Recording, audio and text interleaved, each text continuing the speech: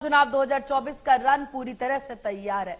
लोकसभा चुनाव के लिए पहले चरण का मतदान होगा। 21 राज्यों में आज पहले चरण की वोटिंग होनी है और आज होगा पहले चरण का मतदान। तो ये बड़ी अपडेट आपको दे दे, जो आज पहले चरण का मतदान होगा। पहले चरण में मध्य प्रदेश की 6 सीटों पर वोटिंग होनी है। तो इस वक्त ये बड़ी खबर आपको बता दें, लोकसभा चुनाव 2024 का रन पूरी तरह से तैयार है। सीधी, शहडोल, मंडला, जबलपुर, बालाघाट, छिंदवाड़ा में मतदान होना है और मतदान को लेकर के सुरक्षा के इंतजाम किस प्रकार से है, मतदान को लेकर के बूथों पर तैयारी किस प्रकार की है, इंडिया न्यूज मध्य प्रदेश छत्तीसगढ़ पर ये पूरी अपडेट आपको देंगे।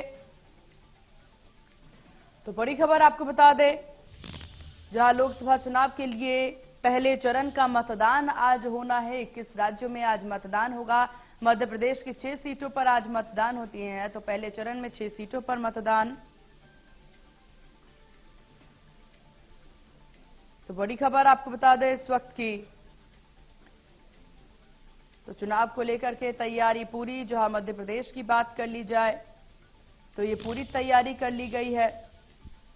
लोकसभा चुनाव को लेकर के देखा जाए तो पहले चरण में 6 सीटों पर मतदान होना है और इसको लेकर के मतदान की तैयारियां किस प्रकार की है वो बड़ी अपडेट आपको देंगे। सीधी, शहडोल, मंडला, जबलपुर, बालाघाट में आज मतदान होना है। तो मतदान को लेकर के सुरक्षा के इंतजाम पुख्ता हैं। हालांकि क्या कुछ अलग व्यवस्था की गई है, किस तरह की तैयारी है चुनाव को लेकर के, चुनाव पर किस प्रकार से यहाँ पर मतदाताओं को जागरूकता मतदाताओं के अंदर देखने को मिलेगी, क्योंकि ये लोकसभा चुनाव है और लोकसभा के लिए चुनाव आयोग के द्वारा काफी सारी तैयारियां भी की गई है। लोकसभा चुनाव में आज के दिन 21 राज्यों में चुनाव होंगे और सबसे बड़ी बात आपको बता दें कि इस बीच आज ही के दिन यानी पहले चरण में ही 10 राज्यों के में वोटिंग जो है वो कंप्लीट हो जाएगी। बाकी राज्यों में अगले चरण में भी वोटिंग होंगी, लेकिन 10 ऐसे राज्य हैं जिन पर आज ही यानी पहले चरण में ही वोटिंग होकर के खत्म हो जाएगी। तो ये बड़ी खबर आपको बता दें इस वक्त की, जहां चुनाव को लेकर के तैयारियां काफी ज्यादा देखने को मिल रही है। तो लोकसभा चुनाव को लेकर के काफी सारी तैयारियां यहां पर देखने को मिल रहा है और लोकसभा चुनाव की को लेकर के हालांकि छत्तीसगढ़ की बात कर ली जाए तो छत्तीसगढ़ में भी आज चुनाव, एक सीट पे चुनाव होना है छत्तीसगढ़ में भी, उसकी भी समुचित तैयारी नजर आ रही है। बस्तर सीट पर आज छत्तीसगढ़ में मतदान होगा। जहां देखिए बस्तर सीट की अगर बात कर ली जाए यानी बस्तर सीट के इतिहास की बात कर ली जाए, ये सीट खुद में ही काफी ज्यादा महत्वपूर्ण है। महत्वपूर्ण क्यों है ये भी आपको बताएंगे। जहां अगर बस्तर के इतिहास पर अगर नजर डाल लें तो यहाँ देखिए नक्सल प्रभावित क्षेत्र बस्तर जो है लोकसभा क्षेत्र रहा है। अनुसूचित जनजाति के लिए आरक्षित सीट भी इसमें है। 1952 में पहली बार ये सीट जो है बस्तर जो है वो अस्तित्व में आया। 2019 में कांग्रेस के दीपक बैज सांसद बने और बीजेपी के बैदूराम कश्यप को यहां से हराया गया था। नक्सल प्रभावित क्षेत्र बस्तर लोकसभा क्षेत्र है। वहीं आपको बता दें कि बस्तर लोकसभा सीट में 8 विधानसभा सीटें हैं, जो कि कोंडागांव, नारायणपुर, बस्तर, जगदलपुर, चित्रकूट, दंतेवाड़ा, बीजापुर और कोटा अंत आता है। लोकसभा चुनाव 2019 के परिणाम पर अगर नजर डाला जाए तो 2019 के लोकसभा चुनाव में कांग्रेस के दीपक बैज ने जीत हासिल की थी। बीजेपी के बैदूराम कश्यप को 38,982 वोट जो है यहां से मिले थे। वहीं दीपक बैज को यहां देखा जाए तो 4,02,527 वोट यानी कि 44% वोट उनको मिले थे, जो कि एक यहाँ पर देखा जा सकता है एक अच्छी खासी वोटिंग प्रक्रिया। बैदूराम कश्यप को यहाँ पर जो है 3,63,545 वोट यानी 40% वोट उन्हें मिले थे। तीसरे नंबर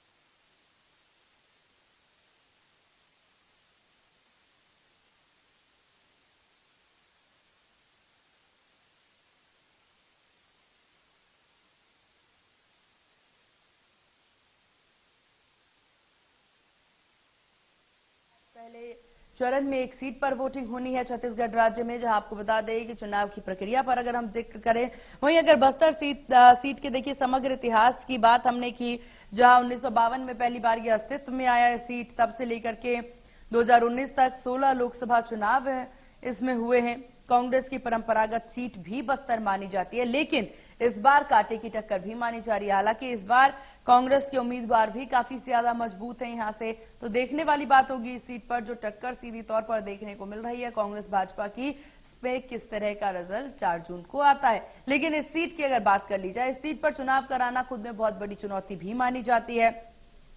तो 1998 से लेकर के 2014 यानी कि 6 लोकसभा चुनाव इसमें हुए हैं। बीजेपी ने जीत का परचम भी हालांकि इस पर लहराया है। लगातार 4 बार सांसद रहे बलिराम कश्यप। 2011-2014 में बीजेपी के दिनेश कश्यप यहां से सांसद बने। पिछले 25 साल से कश्यप परिवार के सदस्य लगातार यहां से जीत भी रहे हैं। वहीं 2019 के लोकसभा चुनाव में हालांकि जीत कांग्रेस की हुई थी और कांग्रेस ने इस पर दीपक बैस ने जीत दर्ज की थी। तो यहां पर देखिए सीटों को लेकर के जिस प्रकार की स्थिति यहां बनती नजर आ रही है, ये सीट सारे ही खुद में काफी ज्यादा खास जो हैं वो माने जाते हैं। अब चलिए मध्य प्रदेश की ओर रुख करते हैं और बात करते हैं सीधी सीट की। सीधी सीट के इतिहास पर नजर डाले तो 1952 में किसान मजदूर प्रजा पार्टी की जीत हुई, फिर सोशलिस्ट पार्टी ने इस पर जीत दर्ज की। 1962 में कांग्रेस के आनंद चंद्र जोशी इस पर जीते। 1971 में निर्दलीय प्रत्याशी रण बहादुर सिंह ने जीत हासिल की। उसके बाद पूर्व मुख्यमंत्री अर्जुन सिंह के छोटे भाई रण बहादुर सिंह थे। वहीं आपको बता दें 1977 में जनता पार्टी की एंट्री होती है और बारी बारी से कांग्रेस बीजेपी के पास ये सीट हमेशा रहती नजर आई। 1998 में जगन्नाथ सिंह यहां से जीते। 1998 से सिर्फ एक उपचुनाव में बीजेपी जो है यहां पर हारी है। बीजेपी की अब तक अजय जीत इस सीट पर हुई है। साल 2019 में बीजेपी के रीति पाठक की सीट से जीत हुई थी। अब यहां पर विधानसभा सीटों की बात कर ली जाए सीधी सीट में, तो यहां सीधी जिले की चुरहट, सीधी, दोहनी और सिहावल, सिंगरौली जिले की चितरंगी, सिंगरौली और देवासर, इधर शहडोल जिले की बयोहारी विधानसभा सीट इसमें शामिल है। विधानसभाओं में चुरहट को छोड़ करके बीजेपी की जीत हुई है। वहीं आप देखिए सीधी सीट के समग्र इतिहास पर अगर नजर डाल लिया जाए तो पूर्व सीएम अर्जुन सिंह के बेटे अजय सिंह पिछले चुनाव में रीति पाठक ने अजय सिंह राहुल भैया को हराया था।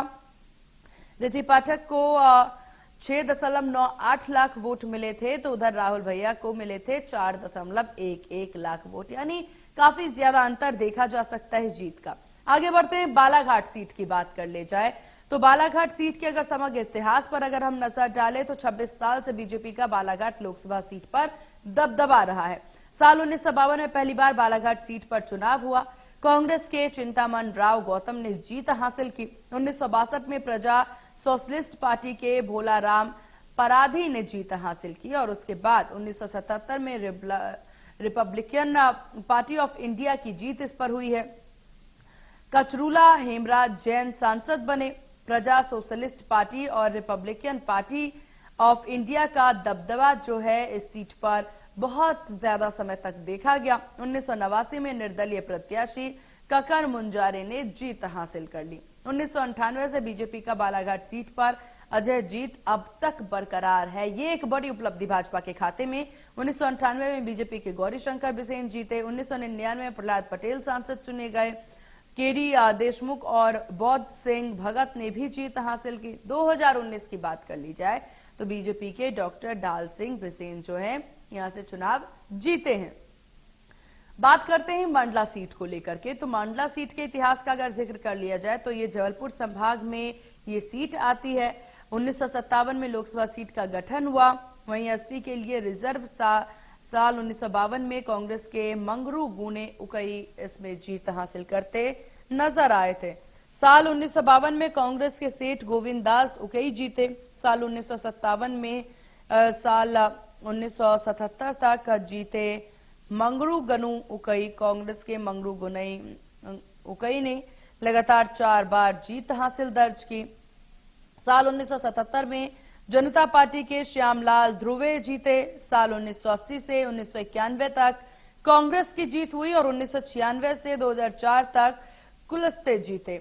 बीजेपी के फगन सिंह ने यहां से मतलब जीत दर्ज की। 2019 में कांग्रेस के बसौरी सिंह मसराम से कुलस्ते हारे। साल 2014 और साल 2019 में फिर बीजेपी की जीत हुई। 6 बार जीत दर्ज कर चुके हैं फगन सिंह। अब चलिए छिंदवाड़ा सीट, क्योंकि ये छिंदवाड़ा सीट हॉट सीट मानी जा रही है और छिंदवाड़ा में 14 आम चुनाव हुए हैं। 1971 से 2019 तक 14 आम चुनाव हुए। वहीं 14 चुनावों में से 13 में कांग्रेस का राज रहा। 1980 से 2019 तक कमलनाथ परिवार का ही कब्जा इस सीट पर रहा और ये बहुत बड़ी जीत देखा जाए तो कांग्रेस की और खासतौर पर कमलनाथ परिवार की रही है। और इस बार कमलनाथ के पुत्र ही इस सीट पर हैं। वहीं आपको बता दें कि 1980 से 1991 तक सांसद रहे कमलनाथ। 1996 में कमलनाथ की पत्नी जो है अलका, वो सांसद बनी। 1998 से 2014 तक फिर कमलनाथ यहां से सांसद रहे। 2019 में कमलनाथ के बेटे यानी कि नकुलनाथ सांसद बने और 2024 में भी नकुलनाथ बनाम विवेक बंटी साहू का यहां पर टक्कर देखने को मिल रहा है। बीजेपी प्रत्याशी हैं विवेक बंटी साहू और कांग्रेस के प्रत्याशी हैं नकुलनाथ। चलिए, तो ये हॉट सीट का जिक्र करने के बाद तो लोकसभा के रन की अगर बात कर ली जाए तो जबलपुर का राजनीतिक इतिहास पे नजर डाल लेते हैं। 1952 से 1971 तक जबलपुर लोकसभा सीट पर कांग्रेस का कब्जा रहा। 1952 में सुशील कुमार पटेरिया कांग्रेस से सांसद चुनकर के आए। 1957 से लेकर 1971 तक लगातार 4 बार सेठ गोविंद दास सांसद बने रहे।